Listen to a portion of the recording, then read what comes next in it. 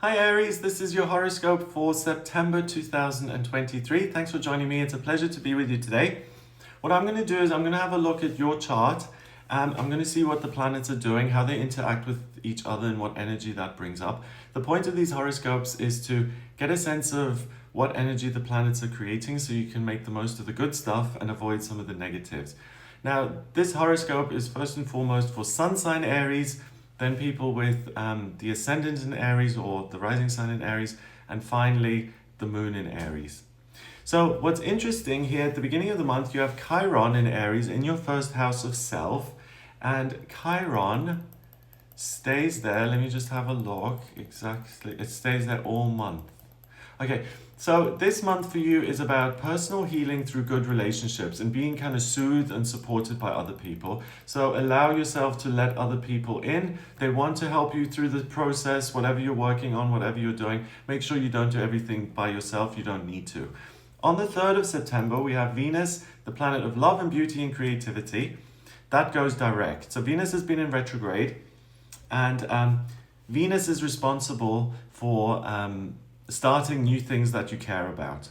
So during a Venus retrograde, it's not the best time for a wedding or to start a new business or to start a new relationship. When the planet is direct, your perspective kind of returns to normal. What you love is really what you love rather than some sort of whim or fickle, just random desire that occurs. So from the 3rd of September onwards, for you, you're really in a good spot to start a new relationship if you want to. So if you're single and you're looking for a partner, Venus is in your 5th house of what you love. And if you think about Venus in the sense of the tarot, it's the Empress, right? And she's wearing a dress with pomegranate, so it's abundance and plenty, and it's about giving birth to something new that you really, really care about and bringing it into the world. So whether that's a new relationship, a new love, or a new business that kind of has a life of its own, it's a fabulous time to do that. And not only that, but Venus is in Leo, so you're going to be very confident about expressing what you love and what you want. Leo is about being in a position of leadership or like in the spotlight as a performer or as an entertainer. Ultimately, it's about not being hidden in the back and being seen and heard. At 12 degrees, 1 and 2 is 3, that's communication and new beginnings. So think of Venus as being engulfed by flames. It's on fire, which means that your love is on fire and you're so passionate and dedicated to starting something new that there's no stopping you. And you're an Aries, you know all about when that kind of sense takes over, as in, I care about this has to happen now, I want to create it, I want to get all the obstacles out of my way, I want to make it happen. So that really applies to you when it comes to your romantic relationships particularly, and you can pretty much trust that you're going to go in the right direction from the 3rd of September onwards. The first 2 days of September, while Venus is in retrograde, I'd exercise still a bit of caution, but you're pretty safe and solid from the 3rd onwards. On the 4th of September, we have Jupiter, the lucky planet, that goes into retrograde until the 30th of December, so until the end of the year, and it's in your 2nd house of money. So when Jupiter is direct, you get the good luck through your experience with the external world, things that occur on your journey. When it's in retrograde, the good luck comes from within. So Jupiter, until the end of the year, not just September Aries, is going to give you fabulous ideas of how you can create more financial abundance for yourself. Uranus is next to it. Uranus is the unexpected and the miraculous. And the moon is what you feel. It's the mother. It's what makes you feel safe. Is also in Taurus at 11 degrees. So for you guys, Aries, if any of you have been thinking, hey, how can I create an income doing something that's unconventional and that's designed to help and support other people, if you've had that thought, the 4th of September and September onwards is really your time to make that happen. You'll continue to get ideas around it up until the end of the year. So if something is repetitive and you hear it over and over and over again, that, as far as I'm concerned, is the green light that this is a good idea that you should pay attention to. So just become aware of what keeps coming up, because it's prompting you to take action in that area. It will create more abundance for you. On the 14th of September, wow, we have a new moon in Virgo happening in your 6th house of work. Virgo is about creating order and creating meaning from chaos, right? It's about taking all the information and breaking it down and making sense of it. And on the 14th, the new moon is when the moon is totally pitch black and it pulls energy in to recharge itself. So you're going to feel a great deal of Virgo energy coming into your grid, so to speak. And Virgo will help you make sense of your work. If you combine that with the energy that's sitting in your second house of money, I really feel you're going to be inspired in a very, very practical way. This is the way forward. Do something unconventional, be of service. Remember that Virgo is also associated with the nurse. So all of you Aries out there who want to do something that's really designed to help others instead of helping yourself, you're really going to be supported here in September. And by the way, don't get me wrong. There's nothing wrong with doing something for yourself. So I want to take these singing lessons so that I can end up on stage and that I can be world renowned and famous and everyone just adores me. There's nothing wrong with that. It's just a different approach, and a different energy would need to be in place to make that happen or to really support it. What is supported for you Aries here in September are those of you who are thinking of doing something unconventional that can help other people. Run with that and it will really take you to a good spot. And I'm sorry to repeat myself, but I just want to make the distinction clear that this is the time for those Aries who want to nurse other people in some way, whether that's spiritually or physically. Not only are you going to have good ideas, but you're able to make it happen. Wow. Okay, the next day on the 15th of September, we've got Mercury, the communication planet, that goes direct.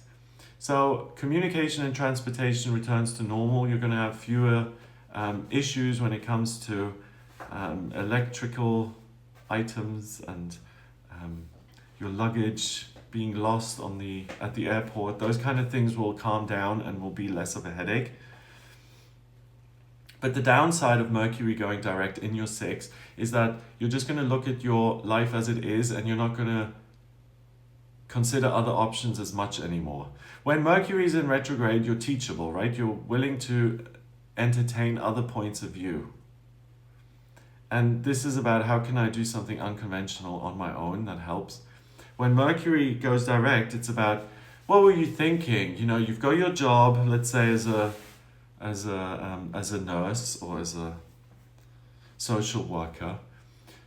All of these dreams for some sort of independent operation here that's going to be interesting and fabulous, you're being silly. You're not being practical. Just go back to doing the normal routine job that you've done. You can hear what I'm trying to say. Just go back to the routine that you've had for the last 20 years. Don't take any risks. It's not worth it, blah, blah, blah, blah, blah. It's going to try and put you off. So I would say continue to think outside of the box and don't let yourself be boxed into anything. On the 19th of September, we have the Sun forming an opposition with the Moon. No, that would be a full moon. We have the Sun forming an opposition with Neptune. The Sun is in Virgo in your 6th house of work still, and the transiting midheaven, which was responsible for your work, is next to it. So it is a good time for you to figure out what you want to be doing. But now on the 19th, Neptune, the water planet of dreams and intuition, is in Pisces, the sign that it rules. And it also rules the 12th house of spirituality. So it's placed in a position where it's almost like your intuitive senses are operating at 100% and you get support and guidance and help from your intuition, your angels, higher beings you're working with, and they will be a part of this process of making sense of your career path and future and what practical action steps you need to take to make that a reality. Wow, that's the theme that I've touched on over and over and over again for all the 12 signs of the zodiac. It's different and a different context for different signs. But again, for you, there's an opportunity to turn dreams into reality, basically. And the Neptune-Sun opposition really makes it very clear as what the dreams are. On the 23rd of September, we have the September equinox, the beginning of autumn. And the thing that becomes very important, or where a new path appears, with the promise of something fabulous at the end of it is again your work. And changing your work into something that's more aligned with who you are and something that gives you more freedom to set the tone. So I suppose, again, doing something of your own, unconventional, self-employment, being of service. So that's going to come up again and again. If you're someone who's in a job that you absolutely love and you don't want to make any changes, that may feel irritating. So just be aware of it. But if you're at a loss and you're unemployed and you're looking for the next thing, this month is really going to be key and pivotal in choosing the new path. So get ready for that. That's exciting. At the end of the month, on the 29th of September, we have a supermoon. That's a full moon that's closer to the earth than other full moons, so it appears bigger and it has a greater influence on us. It's a full moon in Aries, and again, it happens in your first house of self. Chiron is in there as well, so is the North Node. So this is really your time to draw the doorway that you want to move through, to create the opportunity that you want to pursue, and to put all of your energy into attaining that. Again, Mars is in Libra on the other side of the chart in the 7th house. So other people are your friend, other people will support you, other people will make this journey easier. So make sure you don't go it all alone, but that you include other people. And Venus is still in your 5th, so the romantic stuff is supported, but overall your relationships are really an asset in your life. Whether it's, someone you are romantically involved with, or whether it's a friend who's supportive or a family member who shares their experience, your relationships really support these plans you've got for yourself and your own life. So that's what I get for you in September. I hope it gives you an idea of what you'll be working with. If you would like a personal reading with me, please get in touch via my website. It's gregoryscott.com. On the front page, click on Book Your Reading to audio reading with me. In my personal readings, I use astrology, the tarot, numerology, as well as my intuition. I combine all 4 things to answer any questions you have. So if you have questions about yourself, your identity, your strengths and weaknesses, finances, relationships, travel, family, anything at all, please do get in touch with me for a personal reading.